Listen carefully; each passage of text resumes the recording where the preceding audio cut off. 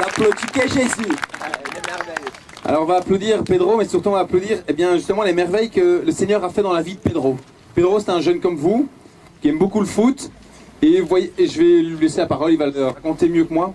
À un moment donné, il s'est laissé toucher par cette coupe que le Christ nous offre, par ce chemin que Jésus, sur lequel Jésus veut nous conduire. Et il va vous raconter un petit bout de son histoire. Salut les amis, je m'appelle Pedro, comme le Père vous a dit. Ça fait 3 ans et demi que je suis en France et en Belgique. Je suis né dans une famille chrétienne, j'ai été baptisé très tôt. J'ai fait ma première communion, j'ai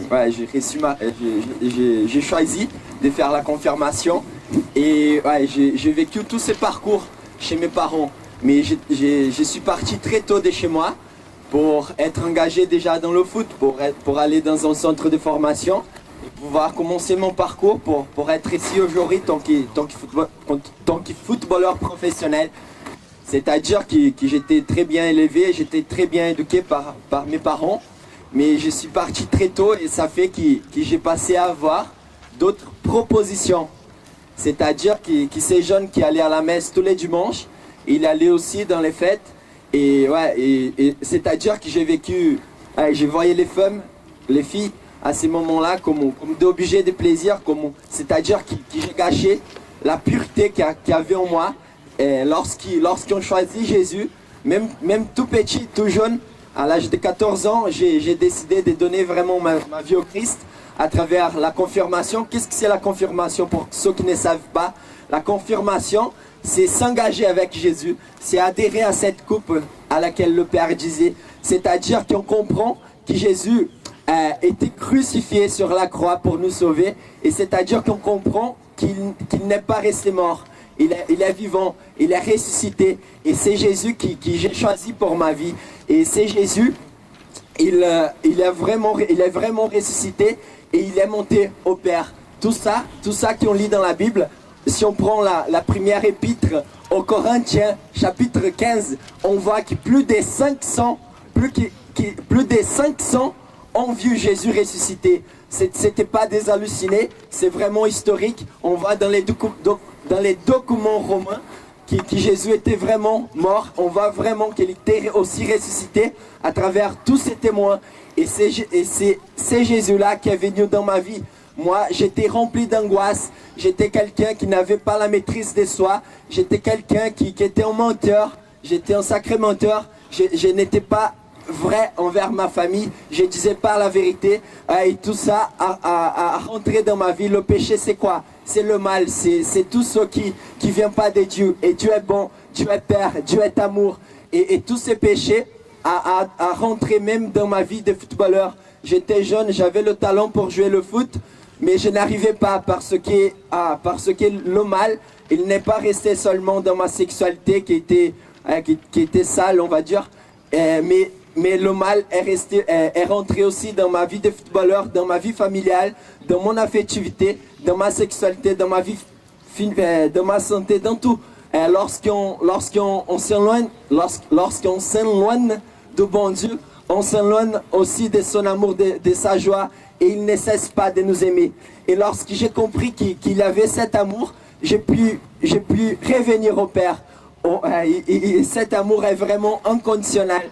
Il a un plan vraiment merveilleux pour chacun de vous, mes frères et sœurs. Et comme il m'a choisi, il a choisi chacun de vous. Même avant que vous soyez nés, il avait déjà un plan pour chacun de vous. Et c'est un plan merveilleux.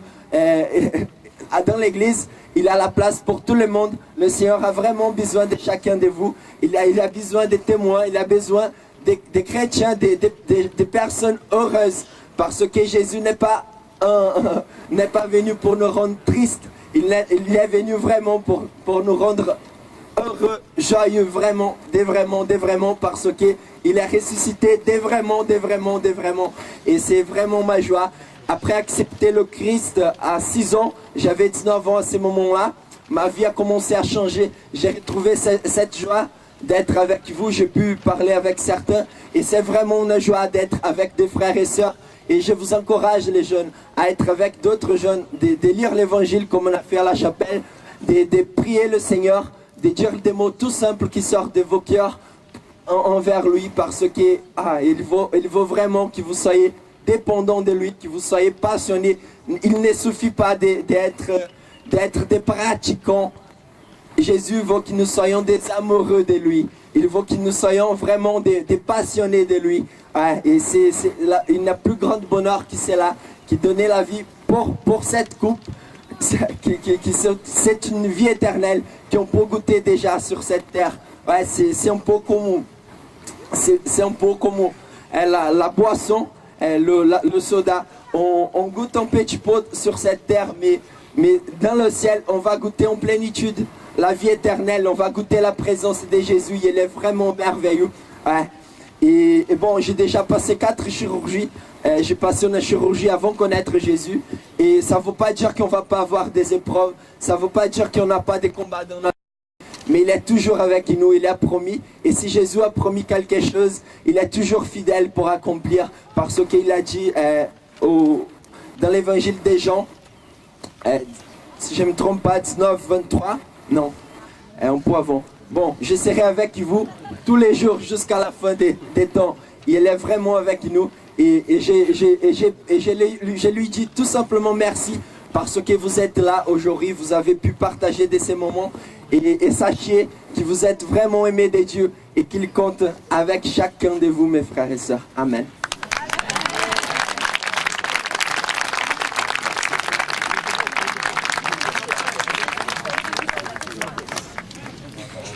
On peut prendre le chant de gloire à toi pour rendre grâce au Seigneur pour le témoignage de Pedro.